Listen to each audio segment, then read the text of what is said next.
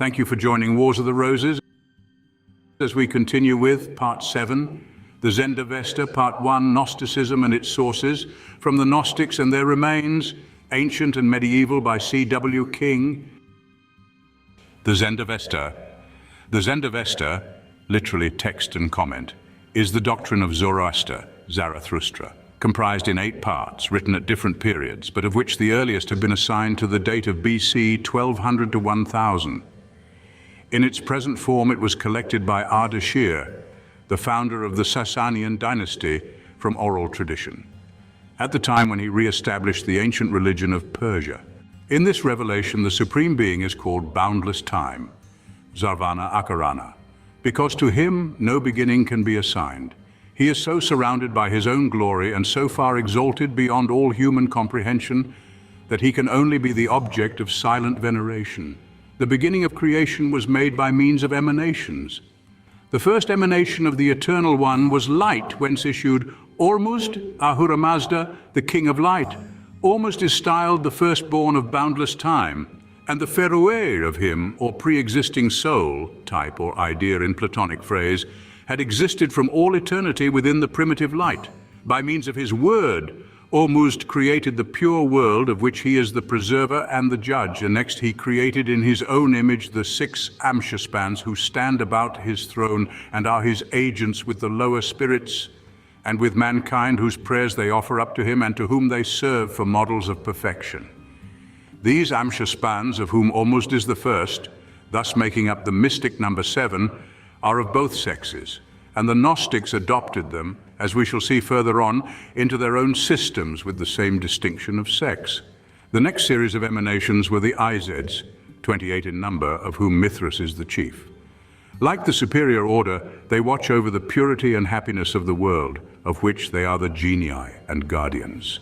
The principal names amongst them are Vohumano, Mazda, Asha, Vayu, Ventus, Geu Survi, soul of the earth, Srausha, who exactly answers in point of duties to the Grecian Hermes and Jewish Gabriel, for he carries the mandates of Ormuzd and conveys up to him the souls of the righteous. The third series, the Feruers, are in number infinite. These are the thoughts or ideas conceived in the mind of Ormuzd before he proceeded to the creation of things. They are the protectors of mankind during this mortal life and will purify their souls on the day of the resurrection. The creation of these chiefs with their angelic hosts had become necessary. Ahriman, the second-born of the Eternal One, like Ormuzd, an emanation from the primal light and equally pure, but ambitious and full of pride, had become jealous of the firstborn.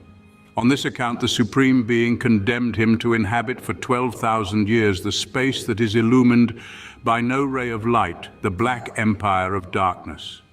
This interval will suffice to decide the struggle between light and darkness, between good and evil.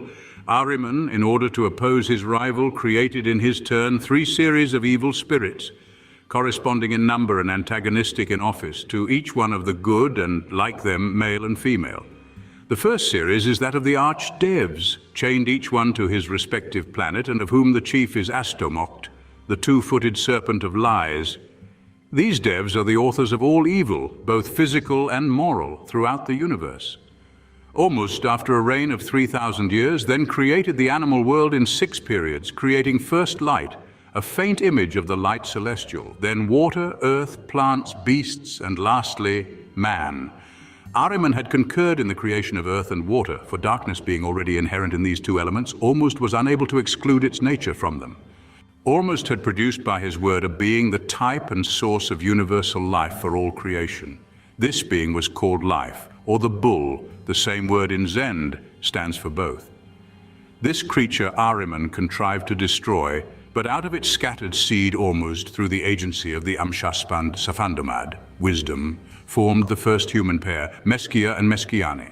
This couple, Ahriman, by a bribe of fruits and milk, succeeded in corrupting, having gained over the female first. Then, to all the good animals made by Ormuzd, he opposed, by his own creation, as many mischievous and venomous ones. The struggle still goes on. The power of darkness often is the superior, but the pure souls are assisted and defended by the good genii and will ultimately triumph. For when things shall seem at their worst, and evil all-powerful in the creation, 3 prophets shall appear and restore the lost light. One of these, Sosioch, shall regenerate the world and restore it to its pristine excellence. Then comes the general resurrection, when the good shall immediately enter into this happy abode. The regenerated earth and Ahriman, together with his angels and the wicked, be purified by immersion in a lake of molten metal, so as to render them fitting members of the new kingdom. Thenceforth all will enjoy unchangeable happiness, and, headed by Sosioch, ever sing the praises of the Eternal One. The religion of Zoroaster was a reformed version of the ancient creed held by the inhabitants of Eretini in Bactria. For it is probable that the first gods of the Aryan race before it split into Indian and Zend were the powers of nature: Indra, thunder; Mithra, sunlight; Vayu, wind; Agni, fire; Amaiti, earth; Soma, intoxication. The worship of the last may have been the source of the Dionysia introduced from India, as the Greeks themselves always asserted. These powers were called Ahuras and Devas indifferently, but Zoroaster reduced all these powers to the secondary rank of angels, and used the name Devas in a bad sense only. The Zoroastrian was the established religion of the Persians at the time when they conquered Assyria, and to a great extent it superseded the material idolatry of the Babylonians, whose gods Darius and Xerxes melted down without any scruple. But matter is of opinion that the College of Magi, established long before the Persian conquest of Babylon, accepted the new religion upon the change of masters, retaining nothing of the old besides astrology and divination. It must not be forgotten how large a portion of the Jewish captivity remained permanently in Assyria. Only 2 tribes, Judah and Levi, having been sent back to Jerusalem by Cyrus, and Babylon long continued the seat of a most flourishing rabbinical school, whilst Judea itself, down to the time of the Macedonian conquest, remained a province of the Persian Empire. How important a part of the Persian population at a much later period were either Jews or under Jewish influence appears from the very remarkable assertion of Josephus that his nation were encouraged to brave all extremities in their final struggle against the power of Rome by the confident expectation of aid from their brethren beyond the Euphrates. And 3 centuries later, Ammianus notices that Julian's invading army came upon a city entirely inhabited by Jews in the very center of Persia. After the captivity, the principal literary establishments of the Jews appear to have been seated in Central Asia.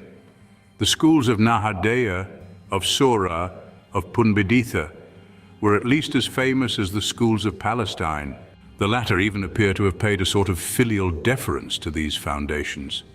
The Chaldee version of the Pentateuch, made by Onkelos of Babylon, was accepted as the authorized version by all the Jews living in Palestine.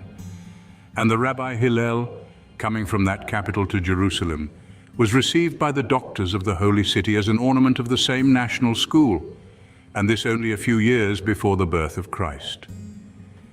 From all these circumstances, it is easy to perceive how much of the Zoroastrian element may have pervaded the Jewish religion at the time of the promulgation of Christianity, when its principal teachers were the Pharisees, or separatists. If indeed their doctors did not actually get their appellation from the word Farsi, Persian, an etymology that has something to recommend it. These doctrines, as then taught, are set forth in the Kabbalah, or traditions so called from Kabbal to receive, the main features of which shall be sketched in the following sections. Thank you for watching, and please don't forget to share, like, subscribe and comment, and if you can, please consider donating to Wars of the Roses. Links to PayPal and Patreon are in the description. Thank you so very much.